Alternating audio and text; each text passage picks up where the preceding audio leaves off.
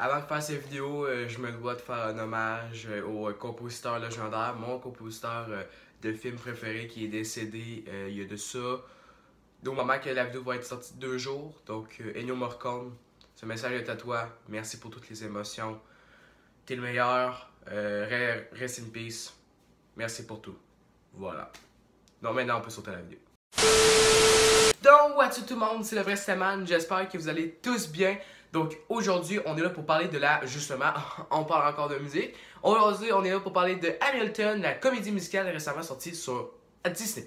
Donc Hamilton est une comédie musicale sortie en 2015 dont les musiques, tout le scénario, la composition, le beat, tout ce que vous voulez a été écrit par Lin-Manuel Miranda. On va parler de lui plus tard dans la vidéo. Donc l'histoire d'Hamilton raconte celle de Alexander Hamilton, un genre de révolutionnaire qui est un gros prix pivot de la révolution américaine, et tu vas voir tout son parcours, comment il va faire pour avoir ce qu'il veut. Bref. Et aussi, cette comédie musicale a été un gros succès mondial. Ça a rapporté beaucoup de Grammys, beaucoup de prix. Et voilà, donc là, cette année, Disney Plus a pris l'initiative de faire une version, de sortir la version filmée d'Hamilton sur leur plateforme de streaming. Donc, comme je vous avais dit, Lin-Manuel Miranda, voilà, ceux qui ne le connaissent pas, c'est un grand compositeur, un acteur aussi qu'on a vu dans His Dark Materials, la dernière série Netflix. Il a aussi joué dans Mary Poppins Returns. Et c'est lui aussi qui va écrire le film In the Heights, donc la composition, je veux dire le remake de sa comédie musicale In the Heights. Donc justement, donc j'ai très hâte de voir ce film-là d'ailleurs, juste à cause d'Hamilton. Bref, donc Lin-Manuel Miranda, c'est une personne que j'admire beaucoup. Il fait des super bonnes musiques, il a une super belle voix et quand il fait de l'acting, il est vraiment génial. Donc bref, voilà, c'est lui qui a créé entièrement la comédie musicale Hamilton. Donc sautons tout de suite. Ah oui, c'est vrai, il faut parler des hype. Est-ce que j'avais beaucoup de hype? Ben j'avais pas tant de hype que ça parce que ceux qui se sachent, je suis pas un fan de comédie musicale. Tu sais, il y en a certaines que j'aime, comme par exemple La La Land, The Greatest Showman, que j'ai pas détesté non plus. Mais oui, là, je sais que je vais me faire tabasser, mais moi, Hairspray, le film, j'ai pas du tout accroché au film. C'est pas un film mauvais pour autant, mais j'ai pas aimé comment il raconte le message. J'aurais pu faire pas ça dans un genre de comédie, ça aurait été vraiment plus attachant. Moi, j'ai pas super aimé ça. Bref, ça c'est mon point de vue. Je sais que je suis le seul à penser ça, mais bon. Donc, sans part ça, j'étais pas mal curieux. En plus, j'avais vu la vidéo d'Independent qui disait que justement, le Hamilton s'était sorti sur Disney+, et lui, ça a été un sorte d'antidépresseur pour lui et tout. Donc, je me suis dit, pourquoi pas, ça peut être intéressant, je me lance, je suis curieux. Donc, voilà. Donc, on sautons maintenant à la partie critique. Donc, Hamilton, je pense que je me suis jamais pris autant de claques pendant 2h30 de ma foutue vie parce que c'était vraiment excellent et j'ai sous-estimé cette comédie musicale, je m'en excuse. C'était vraiment génial. Oui, c'est pas parfait, je vous explique pourquoi. Il y a quelques moments où est-ce que j'étais un peu perdu parce que dans l'histoire, il y a beaucoup de personnages.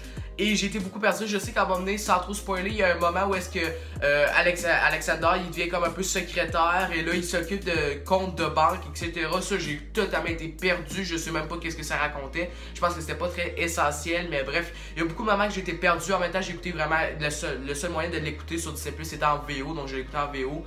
Mais donc, j'ai pas tout compris. Je trouve ça un peu incompréhensible, mais bref, ça, je pense que c'est plus de ma faute que de la faute de la comédie musicale. Sinon, Hamilton, pour vrai, le reste...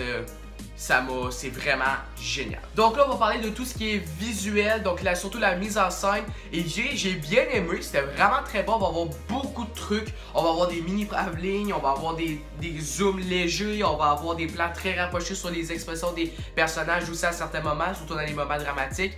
J'ai beaucoup aimé ça, comment les chansons sont filmées aussi. On est beaucoup en plan large lors des chansons. Et ça, c'est que j'ai beaucoup aimé. On laisse vraiment, la mise en scène, nous laisse vraiment le temps d'absorber tout l'univers créatif, tout le visuel, les décors, les costumes. Ils nous laissent tout voir ça très bien. Et ça, j'ai beaucoup aimé aussi l'éclairage. On va avoir beaucoup de couleurs, on va avoir du orange, du bleu. C'est vraiment très joli pour elle. Hamilton. S'il y a une chose vraiment de très unique et spéciale, c'est vraiment la mise en scène et tout ce qui est visuel, c'est vraiment très joli. Donc là, c'est là que me posait la plupart de mes craintes. C'était le scénario de la comédie musicale. Je n'avais pas que ça se repose juste sur la musique. Oui, il y a juste de la musique. 95% de la pièce de théâtre, c'est ça. Là, il va y avoir peut-être un petit peu de moments où c'est juste des dialogues. Ça va vraiment beaucoup plus des moments sérieux. Mais j'ai pris des claques parce que toutes les musiques, il n'y en a pas une que je me dis, ah, ça n'a pas d'affaire là. Toutes les musiques sont importantes. C'est vraiment, vraiment génial. Je trouve que ça raconte une histoire solide juste en chantant. Et ça, c'est pas ce que cette chose-là a été capable de faire. Pas du tout. Donc aussi, oui, il y a beaucoup de personnages. On va voir Alexander au début, parce que la pièce de théâtre est divisée en deux parties. Il y a le premier acte, le deuxième acte. Le premier acte, ça, je pense, ça se passe avant la Révolution américaine. Même la deuxième aussi, ça se passe un petit peu avant, je pense. Et là, tu vas voir vraiment ses amis, tu vas voir aussi sa femme, Elisa, tu vas voir les sœurs à Elisa. Il y a beaucoup de personnages, mais ils sont tous aussi attachants, tu t'attaches beaucoup à eux. Et moi, j'ai peut-être pas, niveau émotion, j'ai peut-être pas tiré des larmes, mais vers les 30 dernières minutes, il y a des actions, genre, oh là, je réagissais vraiment derrière mon écran d'ordinateur, genre, oh non, j'étais vraiment dans la comédie musicale, et ça, j'ai vraiment adoré. Ça te laisse emporter dans cet merveilleux univers. Et ce que j'ai beaucoup aimé, c'est le mélange des musiques. On va avoir une sorte de modernité et aussi un peu de l'époque, surtout quand on va voir le roi, donc George III. Il va faire un peu des sons qui font assez période dans l'ancien temps, donc dans le fond dans les années 1800. Mais bref, et aussi on va beaucoup mélanger ça avec vraiment de l'époque, donc la modernité. On va avoir aussi des clashs entre Alexander des fois et David Diggs. On va avoir des fois des échanges de clash comme un peu Eminem, des rap battles. Donc ça, c'est vraiment excellent. Hamilton est aussi une comédie musicale qui va parler de beaucoup de choses, comme par exemple, ça va parler beaucoup de la liberté, ça va parler beaucoup de l'héritage, parce qu'Alexander, lui, il veut que la Révolution américaine, ça veut être raconté dans l'histoire au fil des années. Et ça va beaucoup parler aussi de fidélité. Ça, je veux pas trop m'embarquer là-dessus parce que je vais spoil. Mais bref, c'est ça que j'ai beaucoup aimé aussi.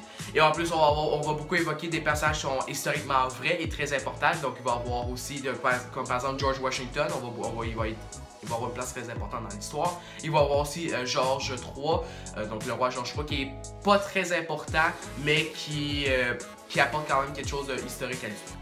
Et aussi, on va parler des paroles des chansons qui sont vraiment parfaites. Moi, ma chanson préférée, c'est The Room Where It Happens. Je vais mettre un petit clip en fond juste ici, qui est vraiment une chanson que visuellement écrite, tout ce que vous pouvez dire, chantée parfaitement par Leslie Odom Jr. Elle était parfaite. Pour vrai, moi c'est ma chanson préférée de Hamilton. J'ai beaucoup aimé la chanson du début aussi. Je pense que ça s'appelle I'm Alexander Hamilton, si je me trompe pas, mais celle-là aussi était quand même plutôt bonne. Mais The Room Where It Happens, la première fois qu'il la joue, peut-être pas les autres fois, mais la première fois qu'il la joue, Leslie Odom Jr., vers une heure restante de comédie musicale, ça, c'était vraiment génial.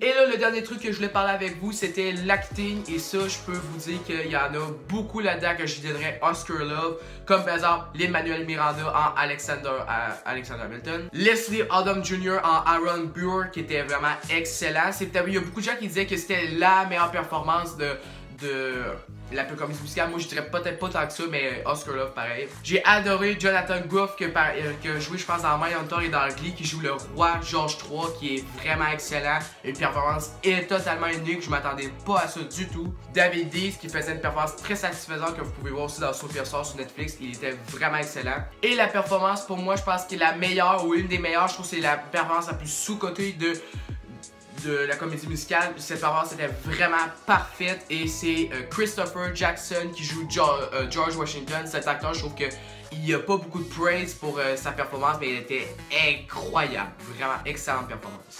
Surtout la dernière chanson qu'il fait dans la comédie musicale, parfait. Donc bref, pour conclure ma critique sur Hamilton, c'était quelque chose qui te met une claque. C'est tellement joli visuellement, le scénario est absolument parfait. Même si pour moi, il y a des raccourcis qui sont un peu très compliqués à comprendre dans l'histoire, il faut bien écouter. Mais ça c'est une comédie musicale qui dure 2h30, qui te laisse embarquer dès les premières minutes. Toutes les chansons sont excellentes et ça mérite pour moi au moins un 9.5 sur 10. Ça ne figurera pas dans mon top 10 de l'année parce que malheureusement c'est pas quelque chose que je compte comme qui est sorti en 2020. Ils l'ont filmé en 2016 la comédie musicale, donc voilà. Mais c'est quand même quelque chose que vous devez voir. C'est excellent, c'est sur Disney+, foncez, ça vaut vraiment le coup d'œil, vraiment. Même si vous êtes genre, oh les comédies musicales j'aime pas trop ça, vous allez vous prendre une claque comme moi j'en ai pris une solide. Alexander Hamilton. Donc voilà, c'est la fin de ma critique sur Hamilton. Si vous avez aimé, n'oubliez pas de liker et de partager. Donc on se revoit sur d'autres vidéos. Comme par exemple, on va avoir probablement une Rick and Morty Subit sur Indiana Jones. Ça va être probablement une petite collation avant la grosse vidéo sur Bunjo en fin juillet. Donc sur ce, on se revoit pour d'autres vidéos. Ciao ciao, mes chers cinéphiles.